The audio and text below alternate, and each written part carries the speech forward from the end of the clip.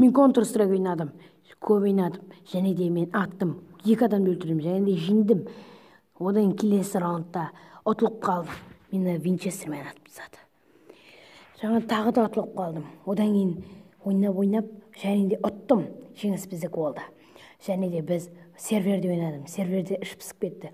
Контрдан да іш пысып кетті. Одан кейін басқа ойын ойнауға кеттім.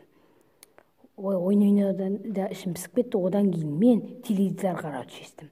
Теледидар қарадым. Қызық емес хабарлар, комедиялар, қызық емес телешоулар болып жатырды.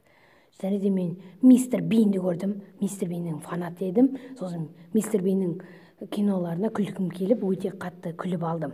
Одан кейін мен күлдім. Мистер Бин бітті. Ішім пысқаннан аудардым. Еш жерде ешқандай қызықты бағдарлама немесе мультиктер болған жоқ.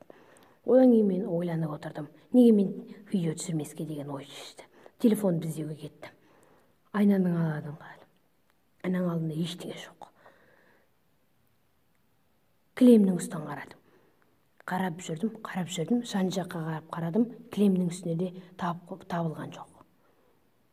Диванның астын қарадым. Диванның астында да ештеңе жоқ. Бірақ мен оның астына тарақан көріп қалдым.